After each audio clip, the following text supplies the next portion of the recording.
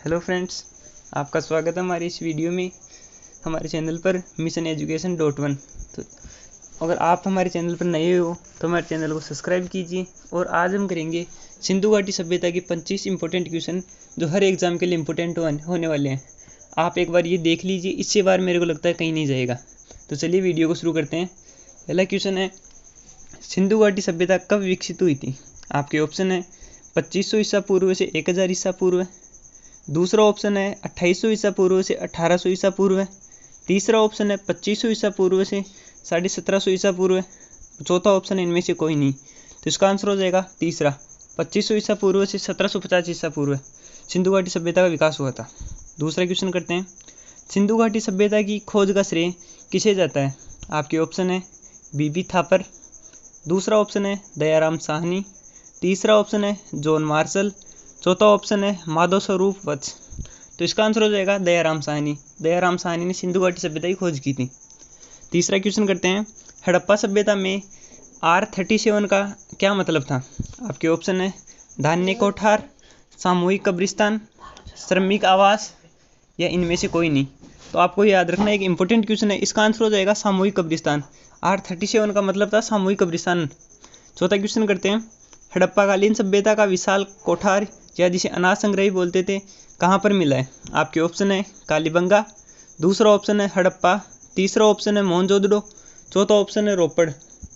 तो इसका आंसर हो जाएगा तीसरा ऑप्शन यानी मोहनजोदड़ो। मोहनजोदड़ो में विशाल वो कोठार मिले हैं जहाँ पर अनाज संग्रह किया जाता।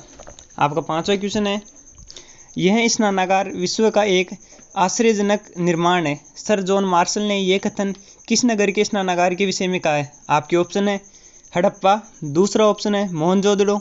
तीसरा ऑप्शन है लोथल। चौथा ऑप्शन है कालीबंगा। तो इसका आंसर हो जाएगा मोहनजोदड़ो। आपको याद रखना है कि मोहनजोदड़ो में विशाल स्नानागार थे।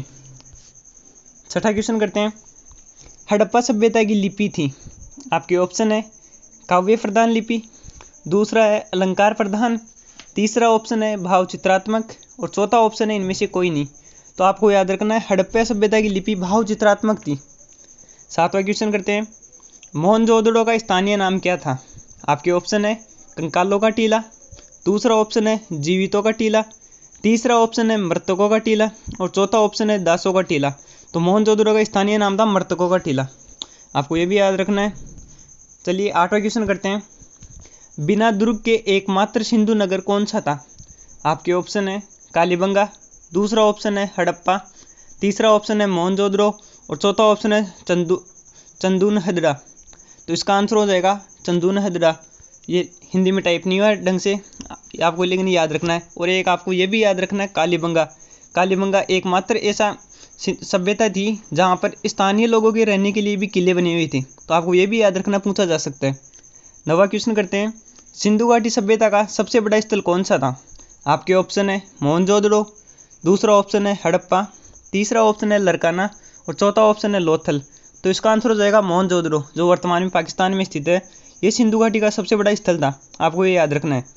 10वां क्वेश्चन है, हड़प्पा सभ्यता का प्रमुख स्थल रोपड़ किस नदी के तट पर था? आपके ऑप्शन है रावी। दूसरा ऑप्शन है सतलज। तीसरा ऑप्शन है सिंधु। चौथा ऑप्शन है गोदावरी। तो इसका आंसर हो जाएगा सतलज नदी।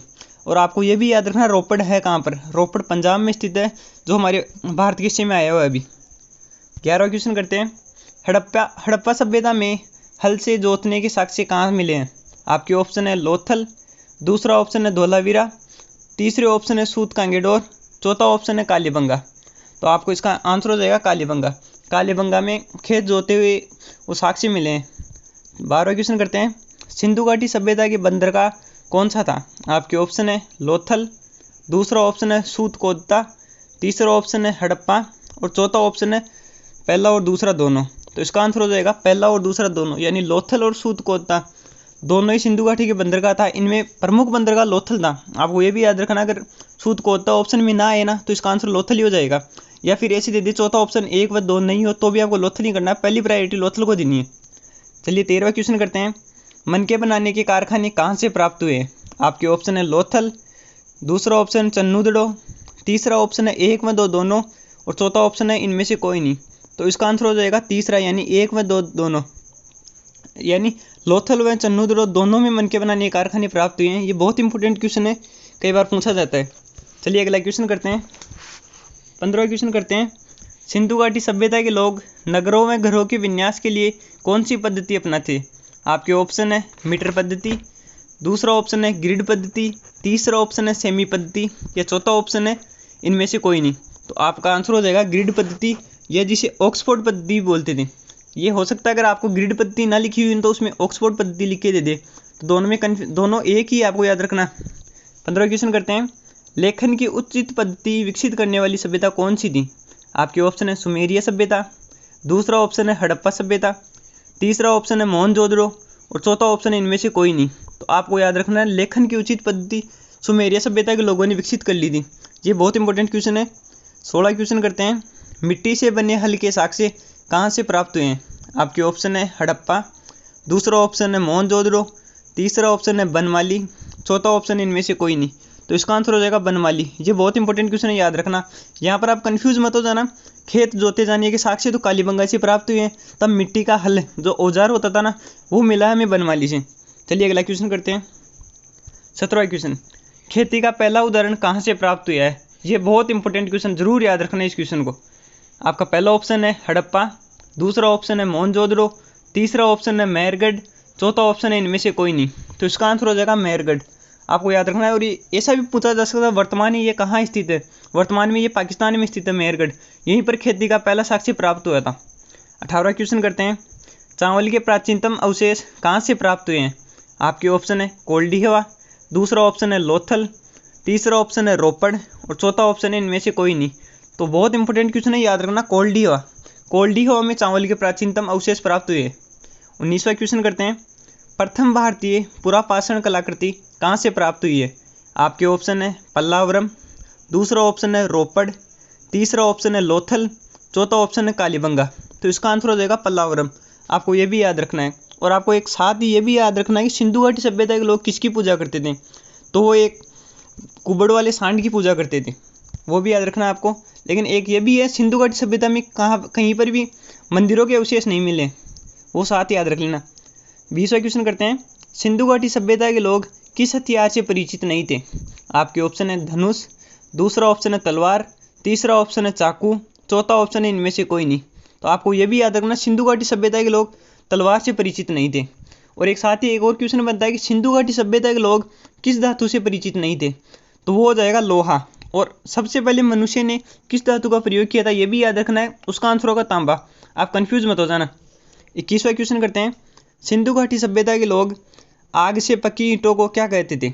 आपके ऑप्शन है परकोटा, दूसरा ऑप्शन है टेराकोटा, तीसरा ऑप्शन है कोटा, चौथा ऑप्शन इनमें से कोई नहीं। तो इसका आंसर हो जाएगा टेराकोटा। आग में जो ईंटें पकाते थे उन्हें उस टाइम पर टेराकोटा बोला जाता था। 22वां क्वेश्चन करते हैं। किस स्थान पर युग्म समाधियाँ मिली है? आपके ऑप्शन है हड़प्पा, दूसरा ऑप्शन है कालीबंगा, तीसरा ऑप्शन है लोथल, चौथा ऑप्शन है 2 व 3 दोनों। तो इसका आंसर हो जाएगा कालीबंगा व लोथल, दोनों पर यहाँ पर युग्म समाधियाँ मिली है, अर्थात इसका आंसर हो जाएगा 2 व 3 दोनों। चलिए अगला क्वेश्चन करते हैं। 23वां क्वेश्चन। धोलावीरा सभ्यता की खोज किसने की थी? आपके ऑप्शन है दयाराम साहनी, दूसरा ऑप्शन है राखलदास बनर्जी, तीसरा ऑप्शन है अमलानंद घोष, और चौथा ऑप्शन है जेपी जोशी। तो इसका आंसर हो जाएगा जेपी जोशी। और साथ ही आपको याद रखना तीनों ऑप्शन बहुत इंपॉर्टेंट है। दयाराम साहनी, इन्होंने सिंधु घाटी सभ्यता या हड़प्पा सभ्यता की खोज की थी। राखलदास बनर्जी मोहनजोदड़ो की खोज की थी। अमलानंद घोष कालीबंगा की खोज की थी, जो वर्तमान में राजस्थान हनुमानगढ़ में स्थित है। और ये धोलावीरा इसलिए इंपॉर्टेंट है क्योंकि अभी ये यूनेस्को की विश्व धरोहर श्रेणी में शामिल हुआ है, इसलिए पूछा जा सकता है। और 1967-68 के करीबन इसकी खोज हुई थी। 24वां क्वेश्चन करते हैं। स्वास्तिक किस सभ्यता की देन है? आपके ऑप्शन है हड़प्पा, दूसरा ऑप्शन है कालीबंगा, तीसरा ऑप्शन है रोपड़, चौथा ऑप्शन है लोथल। तो इसका आंसर हो जाएगा हड़प्पा। इंपॉर्टेंट क्वेश्चन है, याद रखना। और एक क्वेश्चन और बनता है साथ ही कि सिंधु घाटी सभ्यता के लोग किस प्रकार के वस्त्रों का उपयोग करते थे? तो उसमें हो जाएगा सूती व ऊनी, दोनों प्रकार के वस्त्रों का वो उपयोग करते थे।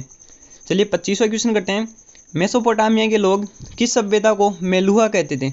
यानी मेसोपोटामिया से जो ग्रंथ प्राप्त हुए ना, उनमें किस सभ्यता के लिए मेलुहा शब्द का प्रयोग हुआ है?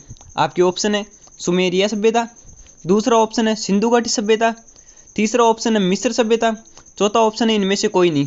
तो इसका आंसर होएगा सिंधु घाटी सभ्यता। यानी मेसोपोटामिया सभ्यता के जो लोग थे ना, वो सिंधु घाटी सभ्यता को मेलुहा के नाम से पुकारते थे।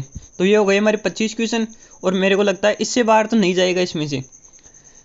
तो चलिए अगर वीडियो को समाप्त करते हैं। ठीक।